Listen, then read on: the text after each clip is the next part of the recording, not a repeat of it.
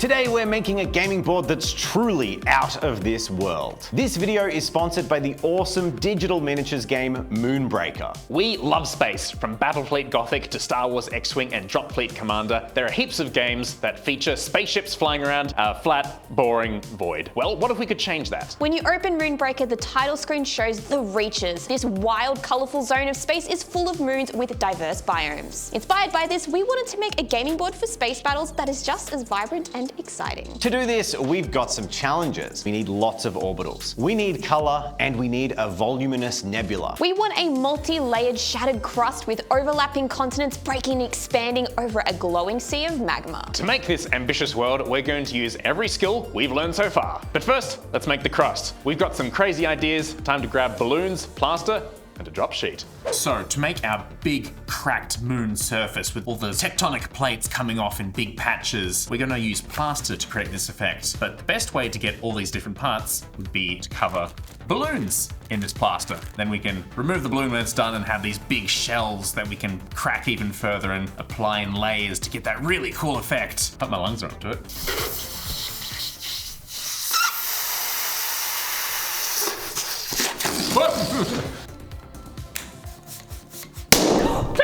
Oh god, That was loud. What the hell? All the balloons are done. It's time to mix some plaster. That's Italian.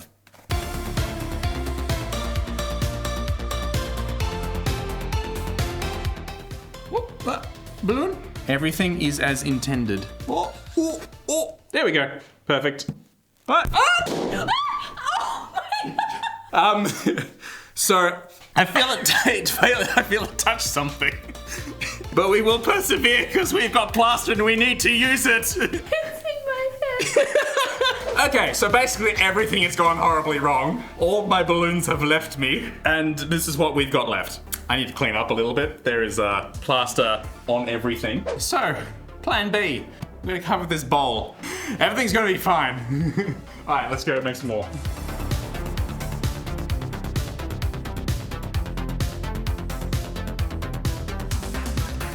We're back, it's the morning. One of the balloons has actually popped or deflated overnight, so we've been left with bits of shell, which is, I'm gonna be honest, it's actually perfect. This is exactly what we want. So this will go around the core, and we can tile them and have all that cool stuff happening. We'll have the LED inside, so we get all the lights hitting all the different layers. It's gonna be really cool. Yeah, I think we have something usable. It's a good thing we did so many balloons, but I think this is gonna work really well. We'll consolidate all this and see what we have.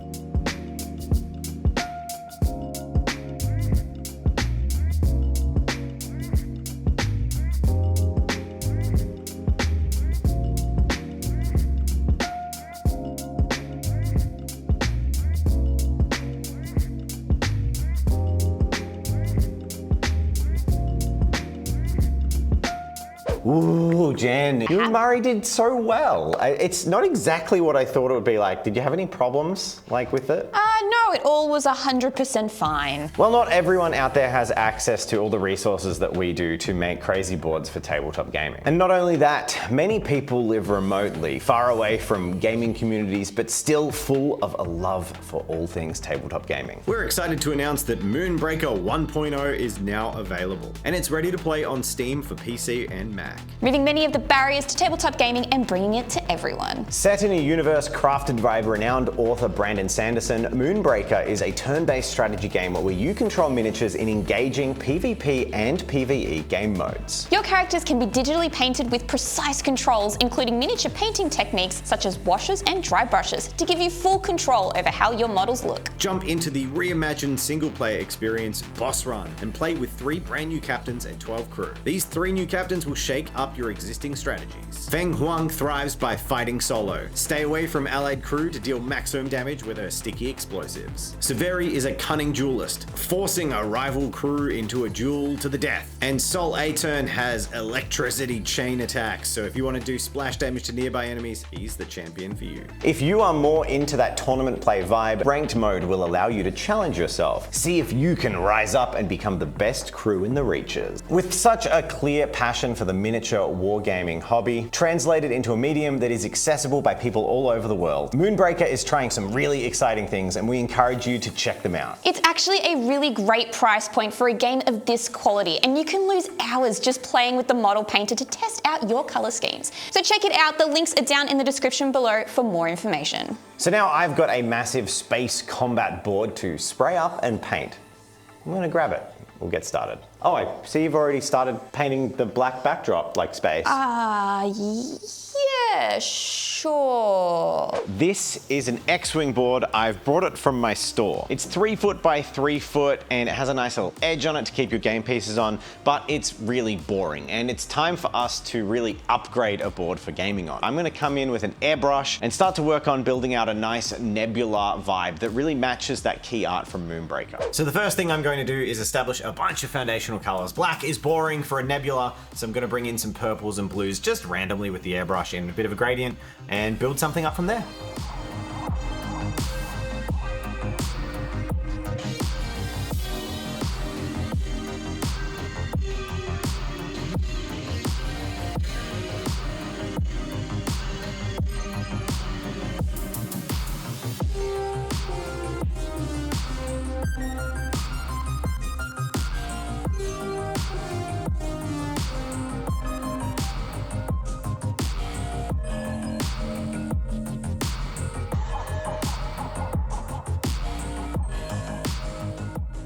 So this is pretty cool. I learned a bunch. Certainly I think oil paints are necessary for those Bob Ross painting knife techniques. But for someone who's never done it before, blending it back into a nebula, I think this is starting to look really good. It definitely looks great at a distance, and it's certainly vibing nebula for me. I'm gonna add in some stars, some nice magenta stars all over the board, and with that, I think we'll call it done.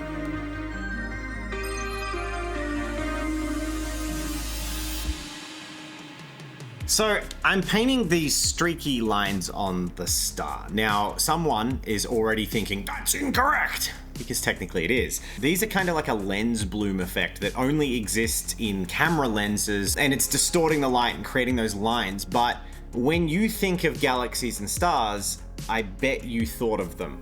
And that's why sometimes in art, it's more important to depict people's expectation than it is to depict reality. Even if technically, if you were looking with your naked eye rather than a giant telescope, you wouldn't be able to see them. Unless you've got a stigma in your eye? Yeah. So Jen, I've been painting up the space board and I think it's time to populate it with a bunch of debris and exciting things, such as the moons from Moonbreaker. They're all based on really diverse cultures, which means they have quite diverse appearances. But before we can design that and incorporate it, we need to coat our materials so that we can, start customizing them. Now I have some pretty specific and interesting plans with some of these, but I want to put some LEDs up and in them because we've got these clear baubles. So I'm gonna leap into airbrushing some contrast paints to establish some interesting colors on the clear bauble before I move on to adding some texture.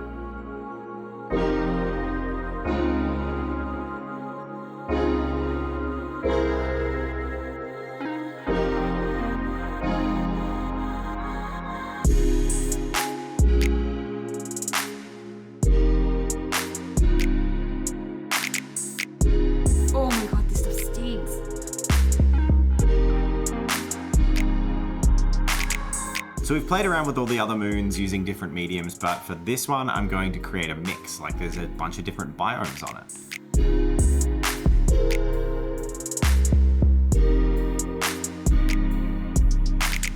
All right, Murray, these have dried. Jen and I put them together and it's time for us to detail them out and basically make them look like worlds from Moonbreaker. We've, off camera, chosen a couple to really show off in the game. So we're gonna go with those and then a couple of extras of our own creations. All right, let's make some focal moons. So the first thing I tried with the globes that we'd painted transparent was the LEDs. And we did find, unfortunately, that the LEDs we have just don't emit enough light, and it looks like strange little spotlights under the water or the surface rather than a core glowing or emanating. This means we'll save our big lighting effects for the central moon at the middle of the board. Knowing I had to do something else, I grabbed this and decided to make it akin to the Yi Aweti farm environment.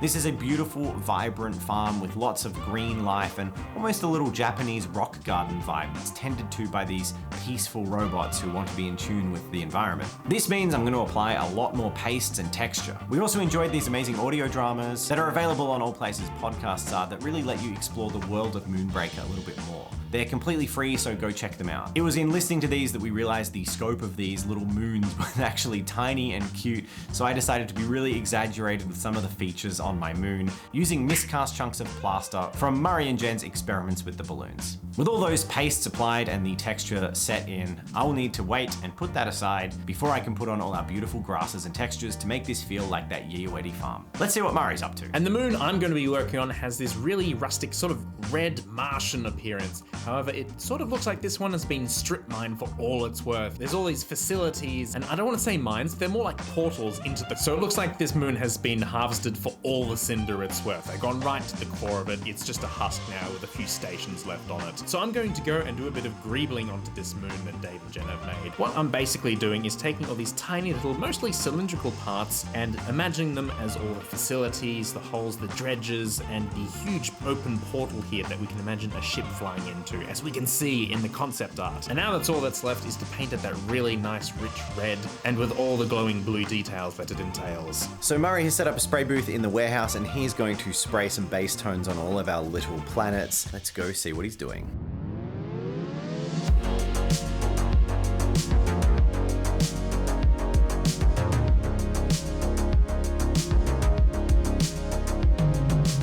And while we were busy spray painting all of the miniature moons, Murray also made sure to spray all of the chunks that he had cast up with Jen of the central moon, the large moon that will be shattered so we can glue them on later.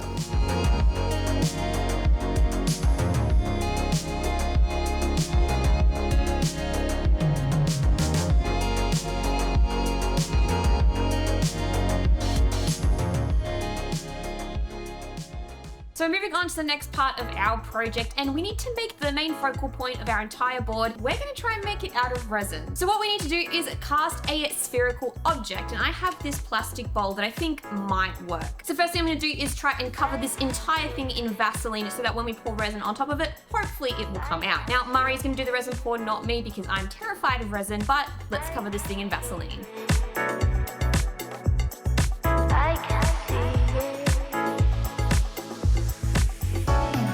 We're also going to spray it with some rocket release because... Just in case. Why not? Time to pour on the resin. I'm going to do it in little stages, curing it as I go, and hopefully we'll get a nice clean shell over the entire thing.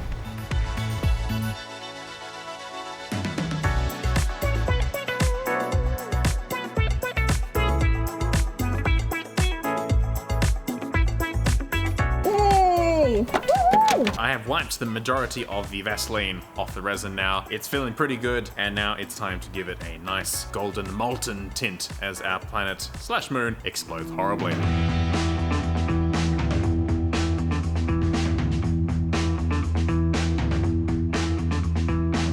Ooh. Okay. Well, that's white light. Red. Ooh.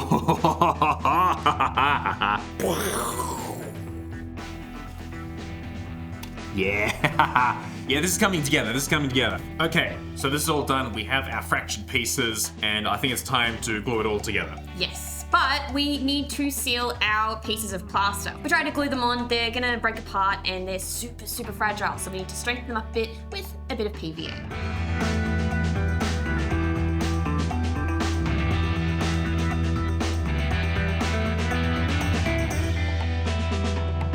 Alright, so we put all our colours down on the bits of rock, and now we're gonna do a final dry brush. We'll get the really nice texture out of all this, and then we can stick it straight on to our lovely honey resin mold. I wanna start dry brushing.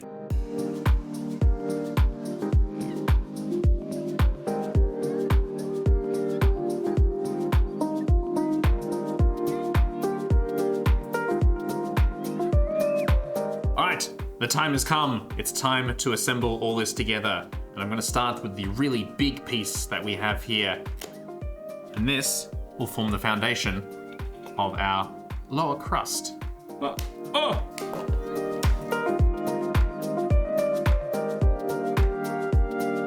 And I'm always gonna try and keep some of the inner core showing through. We'll get the light bouncing between each successive piece, but having just a little bit visible will be really, really nice, I think.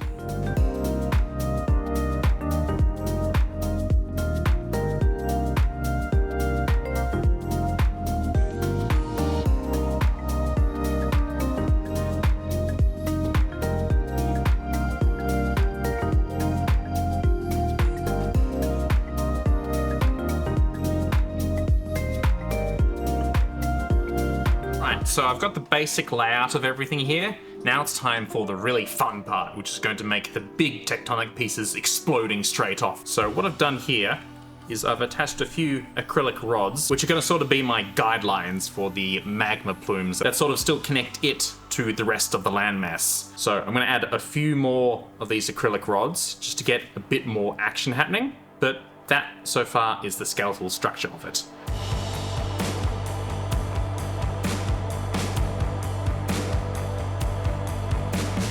I'm going to build up layers of UV resin to create sort of stalagmites or stalactites, and this will give that really nice thick magma appearance.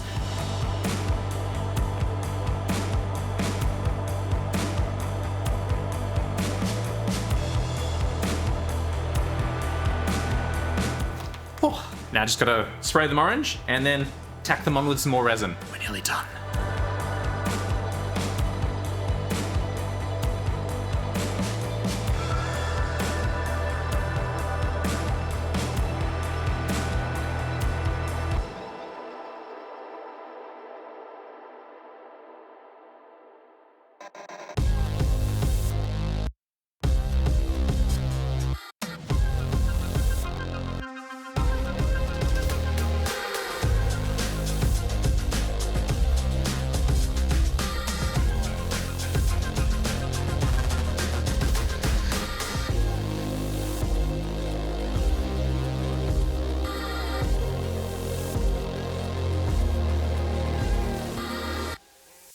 Wow, the wonder of space. Nothing fills me with more awe than that, and the wonder of our amazing patrons. Thank you so much for supporting us, patrons. You allow us to voyage through uncharted space. Okay, basically you allow us to make 2 videos a week. If you'd like to consider signing up, supporting Patreon, getting access to exclusive mini club, Discord, mini review, and weekly updates, links are also in the description. Please consider helping out. Much appreciated. Love y'all. We hope that you have enjoyed this episode. It's been so fun to make something wildly different like this. Thank you so much to Moonbreaker for sponsoring the video. And if you'd like to check out Moonbreaker, an awesome tabletop miniatures video game set in worlds inspired by prolific fantasy author Brandon Sanderson, check out the links in the description.